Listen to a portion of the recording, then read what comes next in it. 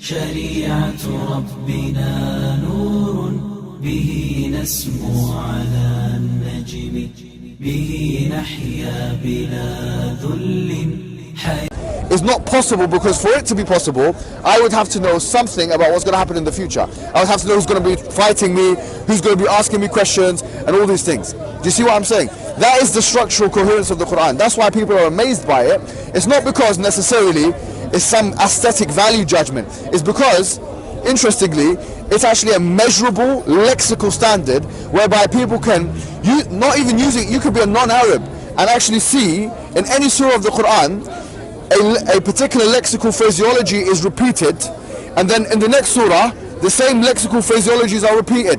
So here then it creates this kind of, you can think of it as constellations in the sky. I try and use that example, where it seems like a heap of, you know, random stars. When you start to put it together, it becomes like constellations. What it sounds like to me is that you see this sky and you don't see these constellations or these order, but you can just move random stars arbitrarily and then go, oh look, there's constellations now. And no, but the interesting thing is, we can't make a judgment like that, because when we talk about lexical phraseologies, yeah, they're actually measurable. So letters and words which repeat themselves or which have similar constructions is what we're talking about. I think I understand. Yes.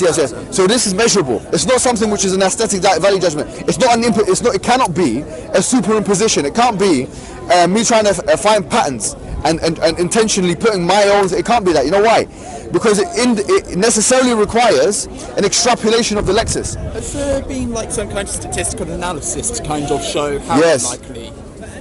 Yes, there's many statistical analysis that I've done. Yeah, to be honest with you, some have even used, and I'm not completely against this approach, by the way. I haven't made a video about this yet formally, because I wanted to do a good research on it. Yeah, but I'm not necessarily against the whole mathematical coherence of the Quran thing. I'm not against that, by the way. Some people are against that. I understand that some people have gone too far with it, like this whole 19 theory. I understand that. What's that? There's some 19 theory and stuff. But the thing is this, is that in addition to what I've just said to you, because this is a strong argument, I think you see the merit of the argument, yeah? In addition to what I've said to you, some people have actually looked at certain words and phraseologies that are used in the Quran and then repeated. So for example, some have, by the way, done a bad job of it. Some I've seen, and I've done this myself, done the research, some of it is wrong, by the way, yeah? Like for example, the word, some say that, okay, the word yom, the word day is repeated in the Quran 365 times, yeah? But the way they've done that, I don't believe is correct, because they've looked at constructions which are like yom izin and yom, yomain, and they put it all together and they've added that 365 number.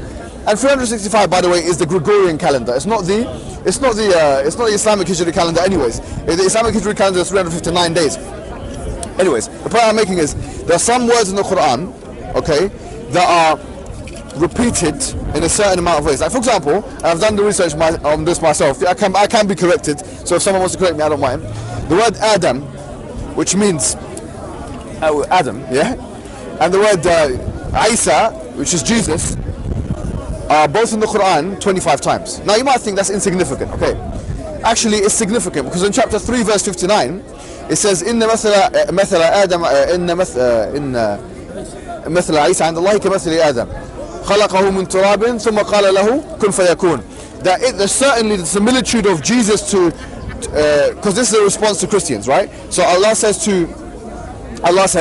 that certainly the similitude of Jesus is like that of Adam. He created him from dust and said be, and he was. In other words, do not, this is the argument that's made, do not think that just because that Jesus didn't have a mother, a father, that his father must be God. Because if you apply that logic, you should say that Adam is also a son of God from that perspective. So that's the argument that's made. What's interesting is, if you count the amount of times that the word Adam is mentioned, up until chapter 3 verse 59, it's 7 times. And if you count the amount of times that the word Isa is mentioned, Jesus, it's also 7 times. But also, if you see the whole Quranic discourse, both names, Adam and Jesus, are mentioned 25 times. Now you might think that's a coincidence, but by the way, there are many of those. Well, yes, but this is what I find so convincing from the perspective that you can go over any text and count the number of words, and you could probably find lots of different ways to combine things. They might make sense, but they I'm using it as a supplementary argument. I'm just mentioning it because you said it, right? Okay. You asked me about statistical analysis, so I brought it into that context. The kind of ideal. Okay. Do you get what I mean? Yeah. So what I'm saying this is, sort of guy might need to independently investigate. no, it's fair enough, but I can tell you that some of it is bogus. Yeah, I can tell you that straight away. Is that some of their websites, they go too far in that stuff, and they don't do themselves a favor by doing that. Like, for example, like man and woman, 24, 24, 23, 23. What is it? So it's kind of debatable. No, but there are some things which are not debatable. Like, for example, this. Like this, there is no debate that Adam is in the Quran 25 times and that Jesus is in the Quran 25 times. Well, why couldn't that be? Because you can count the words. You can literally just count the words. The amount of times that Adam is mentioned and the amount of times that Jesus is mentioned. Do you get what I'm saying? What I mean is, if you saw like that Adam and Jesus thing, and then you also saw that identically for man and woman, like 25 times repeated, then another 2 sets of random words, and everywhere you looked you saw these 25 repetitions, that would be sufficient. But if it's just one example... There's lots of examples. That's the issue. There's actually more than one example of this, right? Okay. There are literally handfuls of examples. The reason why I'm only giving you one is because that's the one I independently verified, isn't it? So I don't want to give you any more that I haven't... I think I've independently verified a few others, but I don't want to even mention them, just because if I'm wrong about them, I don't want to be wrong about that. But I'm giving you, there are a handful, or more than a handful, dozens of those, which are interestingly correlated with the meaning of the Quran. Because the meaning of the Quran, so for example, in this particular verse, it says that Jesus is like Adam. There's about 114 chapters, right? 114, yes. In terms of like combinations, would you need to have like 10,000 correlations-ish to kind of like exceed random chance? Pardon? Well, I mean, if you kind of have 100 different things combined with 100 other things, then that kind of comes to like 10,000 different connections. And if you have kind of 10,000 possibilities for those, sorry, I'm just saying that you would need to have a lot of correlations. Yeah, I mean, you don't need to have anything. I mean, the thing is this, is I'm saying in instances where it's really interesting, for example, right? Allah only calls himself, Allah only calls himself Al-Ahad one time in the Quran. Why? Because Al-Ahad means one and only, right? So he only calls himself Al-Ahad once. Like, do you know what we were talking about before? Yeah? You know, chapter 4 verse 91 or 92, where it says that did not ponder over the Quran with care. Had it been from other than God, there would be many contradictions. Yeah, you know the word ikhtilafan. Ikhtilaf in Arabic is only mentioned in the Quran once in the Quran, so that's the, which means contradiction. Yeah, because if it was there more than one time, then someone could say, okay, you know, the word contradiction is there more than once. Therefore, you know. Anyways, the point is this. I guess what I'm trying to say to you is, there is an interesting, very specific nature of the Quran when it comes to its discourse. Yeah. Can I give you this? Sure. Thank you. How many you got? One. Yeah. And that is the linguistic miracle of the Quran, the structural miracle of the Quran. Why can we confidently, Why can we confidently say that this is inimitable? We can confidently say this is inimitable because I can just simply say, well, produce something, okay? Now it becomes quantifiable, because now I've given you. I know it's a bit of a. Now we've looked at the kind of underwires of this thing, yeah. Okay. But I say, look, it's not just aesthetic value judgment. I'm saying no. The linguistics are an important part. You do require some specialism in that in order for you to understand that. But when we start to think about things which you don't require linguistic specialism to necessarily understand, like for example the structural coherence of the Quran, like for example even the numbers that we talked about, the delicacy in the way that God mentions certain things a certain number, which correlates with, the mentioning or the meaning he's trying to put forward, and also the fact that there are, as we talked about and we've discussed a little bit, the predictions of the Quran, explicit predictions of the Quran. I would say these are things that now anyone can do. You don't need the Arabic language. Get me anyone that can basically come and produce a text 3 lines long that not only fulfills those criteria, but also is able to change the landscape, the sociological, the geopolitical, the historical landscape in such a way as would allow me and you, Ashley, to have this conversation 1,400 years later in Speaker's Corner. And by the way, this is one of the evidences, because in the Quran it says وَرَبَّكَ وَرَفَعْنَا لَكَ ذِكْرَكَ, yeah, that Allah says to the Prophet Muhammad that we have certainly, yeah, raised your status and mentioning, yeah, in chapter 93 of the Quran. Sorry, 94. I heard you to go through this argument in another video. Yes. So that's another point, right? I don't want to, maybe I'll put the link down for the other video, because I don't like to repeat myself in Speaker's Corner. Sometimes I have to, but if you heard me say that, that's another, the effect, yes? Yeah, I think you were like, make my grandchildren say my name, make them all say my name. Yeah. You were very enthusiastic. Yeah, I'm not going to do that again, eh? Okay. I'm not going to do that. But you see what I'm talking about? Yeah? Deep down, these are things that we've got in place. We've got things like, okay, no contradictions. We've got inevitability which can be measured, yeah, quantifiably. And then we've got this thing here, which we haven't talked about, which is the most important thing. The premise. The premise is, yes, that this message, the message of Islam, is the most coherent message for an explanation of why we are, why we're here, and where we're going. That's it. Yeah, and generally speaking, that's the message of Tawheed, which is to believe in and worship in one God and His oneness. Yeah, to believe in and worship in one God and His oneness, and we believe that is the most coherent explanation for the beginnings of the universe and the best way to live a life. So when the Quran proves itself in the ways that I've just mentioned, because it has proven itself, we believe it has proven itself.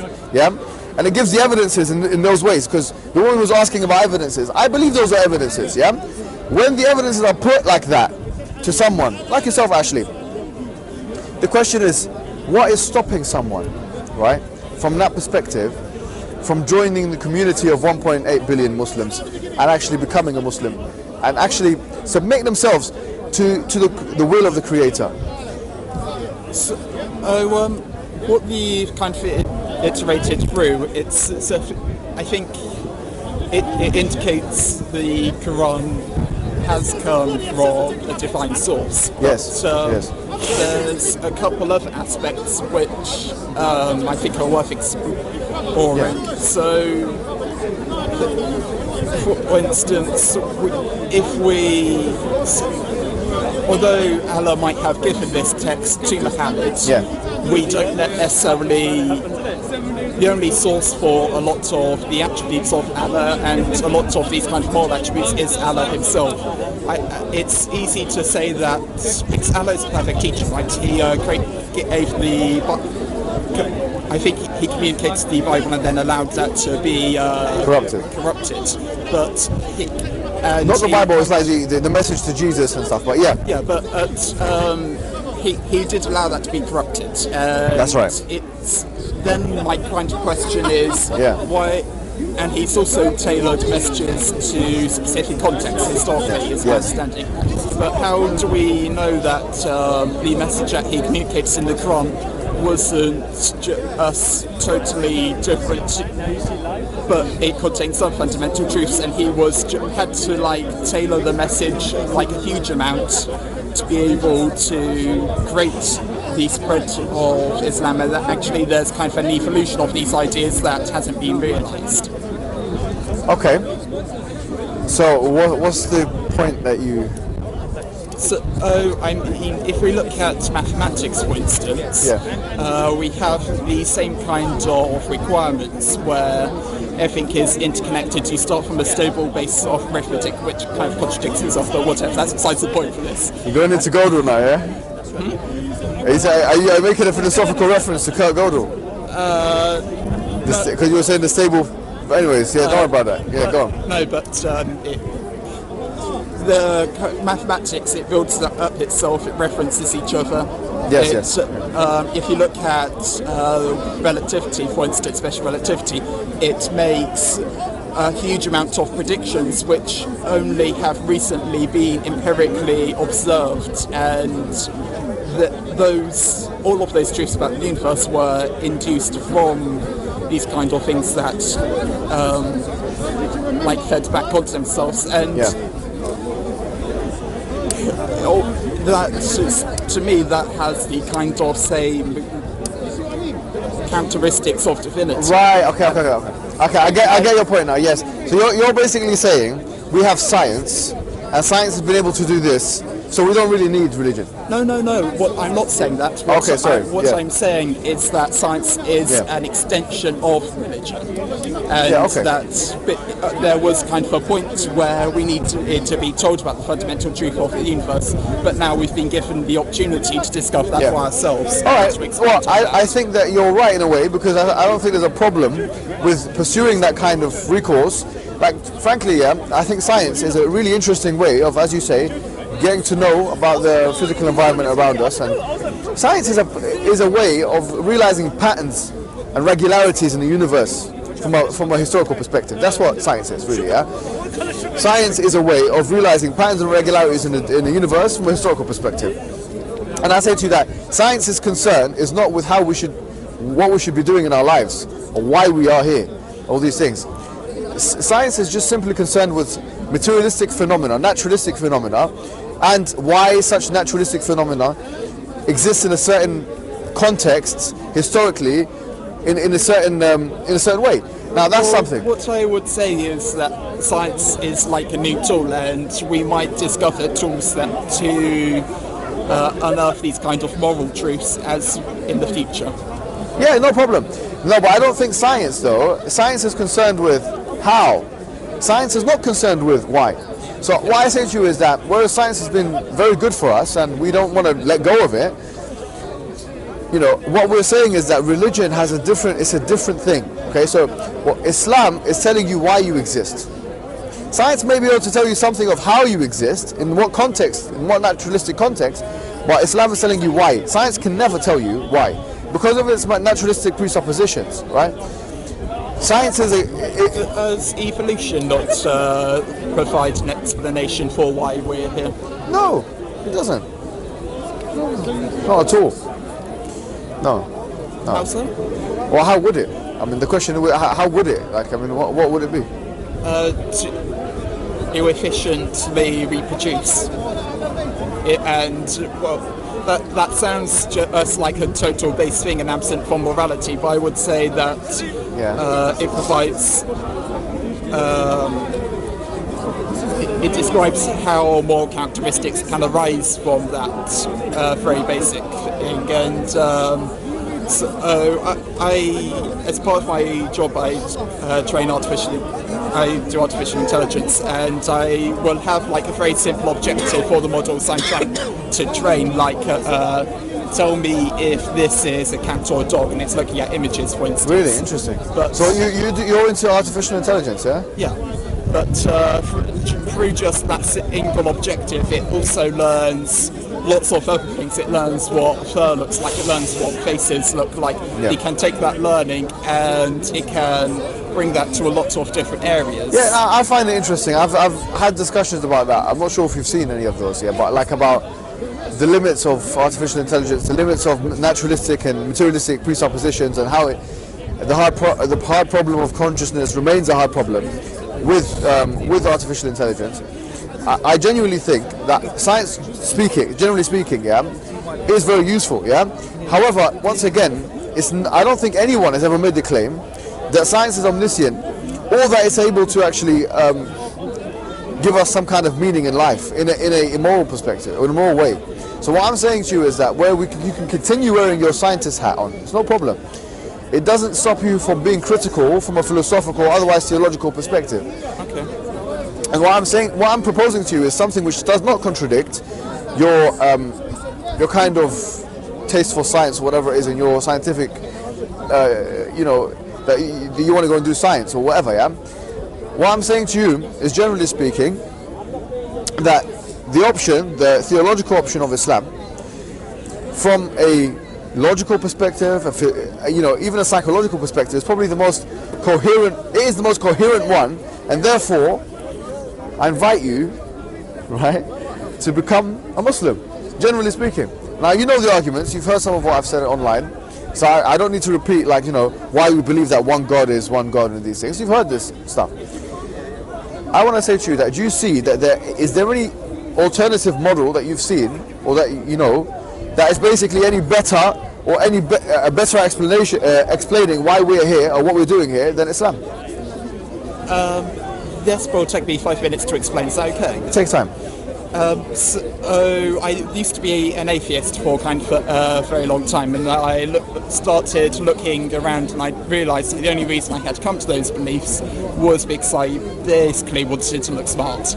And I kind of, what I didn't want to do was to look at a particular doctrine and fall into it because it seemed right. So I wanted to kind of come with critical thought. Yes. And so over the course of a few years, I kind of meditated on the structure of the universe. And it's only now in 2018 I've started to look at other religions to see whether similarities are with the ideas I've come to independently. And I found some consistency with Islam, and I think that's worth exploring.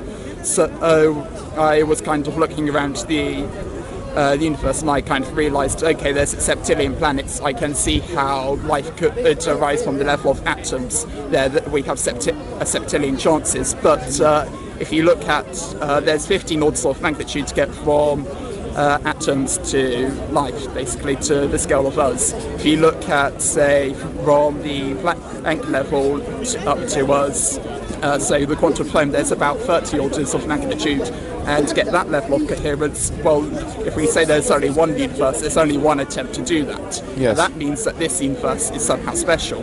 Now there's a couple possibilities for that. So one of the possibilities is that there are a great many universes, and one of them just happened to be this one, and we're aware of it because we have the awareness to be here. Yeah. The other explanation is that there's an intelligent creator, and that's a lot more likely because if it's a lot easier to create a universe that's tuned to life than just have one randomly appear. It's right. Like you just have to tweak a few things. If you've done it before, it should be fundamentally easy. Then you kind of run into a slight issue of so I was thinking about Allah at this point, and Allah doesn't just have qualities like being infinite and such, but also moral qualities, and to kind of be merciful, that's contingent of a creation to be merciful towards. And I was wondering... I don't think that's true, though. You don't? No. The Quranic discourse doesn't say that his mercy is a contingent one. In the Quran it says in chapter 6 that كَتَبَ عَلَى نَفْسِهِ الرَّحْمَةِ, that he prescribed upon himself mercy. So in Islam there's two kinds of fundamental attributes of God. There are fundamental attributes which are called dhatiyah, which are basically intrinsic attributes of God that are not contingent on anything, right? And other ones are called fi'aliyah, which are basically attributes which require action of some sorts. Yeah.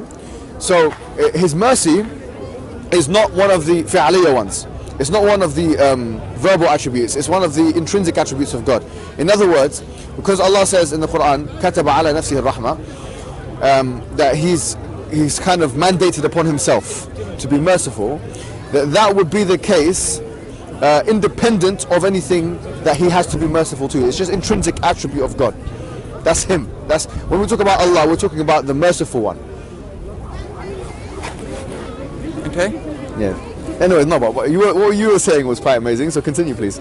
But what I mean is, how might these attributes kind of manifest themselves in the first place? And the kind of conclusion that I came to was that the creator of this universe was actually finite in some capacity. Say again, sorry? The creator of this universe, just this universe, was finite. But I think that over the universe. Why did you come to that conclusion?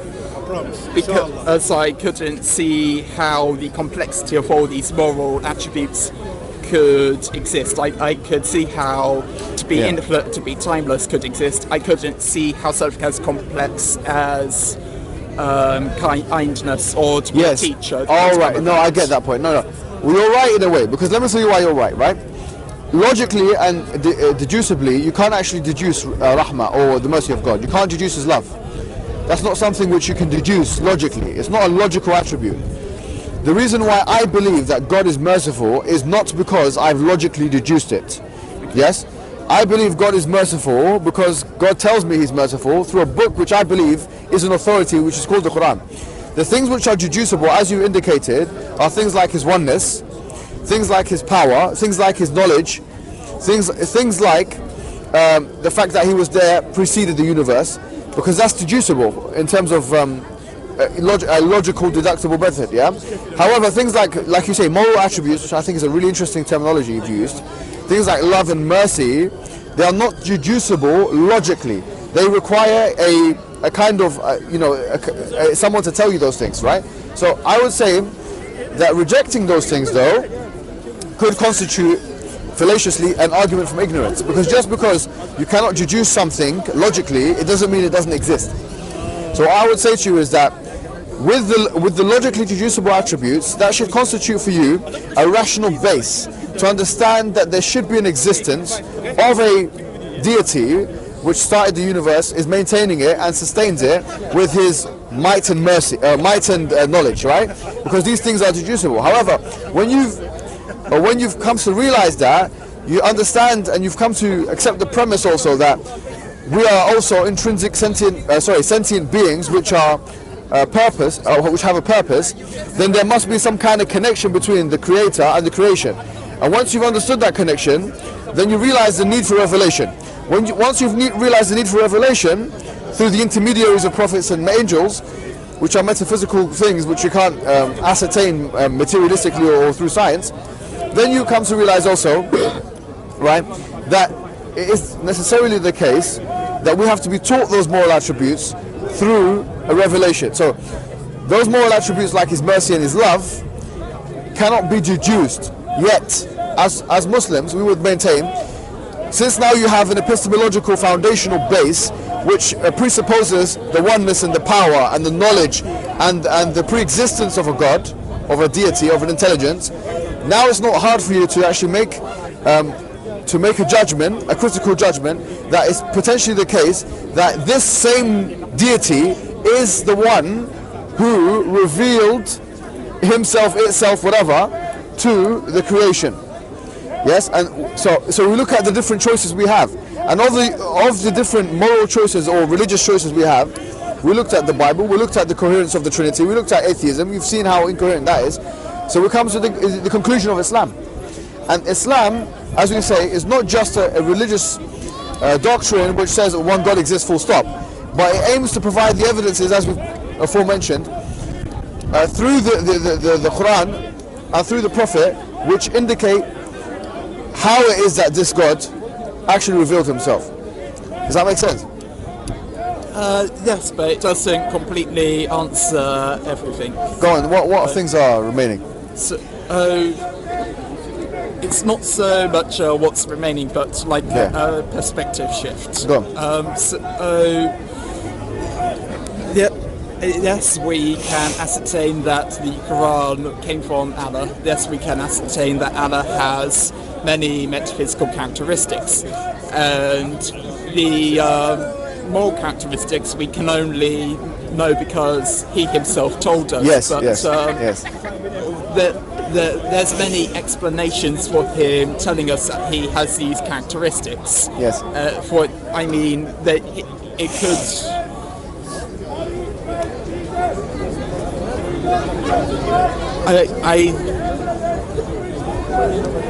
It just seems like by taking these moral characteristics at face value, we're trying to read His mind and suppose what He wants for us. When, as a teacher, I feel like the fact that we have tools like science and maths and to explore kind of tells me that there's an aspect where we need to be able to, and the room for interpretation in the Quran, I don't see how it can be the whole entire truth, and it seems like certain characteristics of Allah, I don't see how I struggle to understand how they can coexist. What, the interpretation or what, the fact that human being is critical?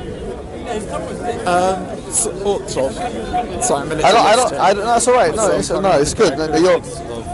Allah. That's what you were saying, right? And how they don't correlate or they can't be true at the same time. Yes, it feels. Or rather, I don't see how they can be contained within a single entity. Well, listen to me. I mean, I can see I'm trying to really understand where you're coming from. I understand where you're coming from. I think, by the way, you're quite an intelligent guy, you know. I think you've got a hidden genius. This guy's a hidden genius. And I think your speciality must be some kind of science or mathematics or physics or something. Am I right in saying that? Or, Yeah. Is that right? I'm right. Yeah. So, because I've noticed through from the discourses that you've got interesting insights in that field in particular. But what I wanted to say to you is that, listen, we don't need to kind of overthink this. Sometimes the simple truth is just the simple truth, yeah? What I'm proposing to you is that there is one, I'm going to put this in the most simple way, right? There's one deity that created the universe with his knowledge, gave the universe laws of physics, yes? Allowed it to have the laws of physics. I can accept that. Maintains the universe. How do you figure that one? You can figure that logically, yeah, through contingency. Because if we say that anything within the universe is contingent upon something else in order for its existence, yeah, the universe itself is contingent upon something else for its existence. So, by maintenance, do you mean as in Allah is still around, still doing things here and there? No, God the universe depends upon God. Okay. The one who created it. So this isn't like a garden nurturing trees. What do you mean by maintenance exactly then? No. Okay, maintenance just means it's continuity. It's continuity. So, how comes the universe is not blowing up, or how comes it continues? Because if you create a tower one day, you wouldn't expect it to spontaneously fall down. And if it were a perfect tower, you could expect to build it alone, never touch it. The tower relies upon X amount of factors in order for it to exist, right? So the tower exists in the context of the universe. If the universe ceased to exist, the tower would cease to exist, right? Okay, if the laws of physics cease to operate in the way that they were historically operating, the tower might not stand high. So why do we say that the universe is contingent on Allah instead of saying that Allah could have created the universe, left it alone, and now it's continuing by itself? The reason why is because if you think about God's or Allah's attribute of Him being there first, right? Okay. If we pre-assume, as we've done kind of, that God is one, that He is all-powerful, His all-power means that anything that generates thereafter Him is going to be generated by Him.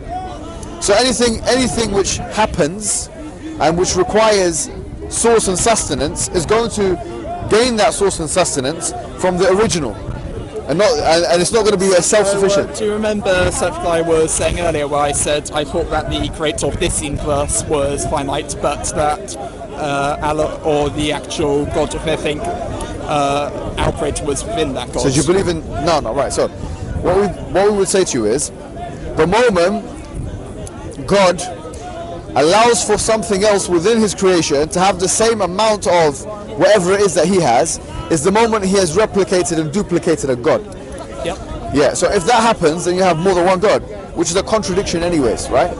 No, I would say that the creator of this universe is not a God. I would say He's just a creator. So do you believe in there's two creators or something? Or? No, so what I believe is that there's one God, and within that, God is like the nature of existence almost, as in all of these metaphysical attributes. Right. Like Spinoza's God. Spinoza's God. Spinoza? Yeah. This is just the idea that nature and itself is a sort of metaphor for God itself, the laws of nature in itself, whereas it's not a thinking or rational being. Yeah, there, go for that. That sounds good. Is that what you sort of mean? I want him to kind of get just whatever you're saying is.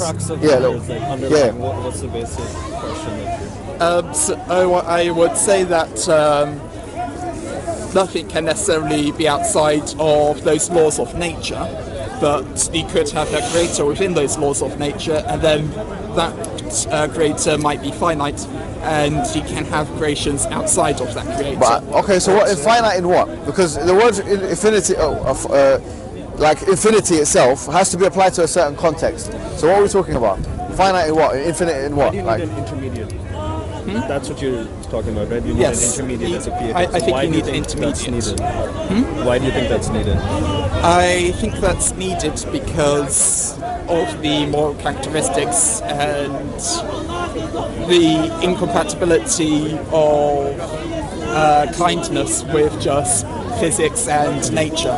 I would see those as something that have to arise from those, and I would see kind of like the genesis of the creator of this universe as something that's similar to evolution. And I would say that there were physical characteristics of the universe which made it possible to have a creator with moral characteristics, which then in turn made it possible for this Actually, universe to I think you've got a lot of ideas, okay? I think you've got a lot of ideas. I don't want to put anything on you. I've kind of given you what we believe. I think you know what we believe, right? You know what we believe. So long as you know what Muslims believe, okay, I've done my job, okay? Alright. You get what I'm saying? I'm happy that we've come to this conclusion. You've got really interesting ideas, actually, right? What I'm going to do, I'm going to give you my number privately, and I'm just going to allow you to read the Quran. I'll give you some selected chapters. Okay. Then you can tell me what your perspective is after having read those things. Sure. Yeah? Yep. Ashley, it's been a pleasure, man. Sounds good. Thanks, man. Thanks a lot, man. Who's on these, man? I'll take them all and sell them on eBay. Out of curiosity, which aspects do you think? Give me a book if you want to read. Here's one. Do you want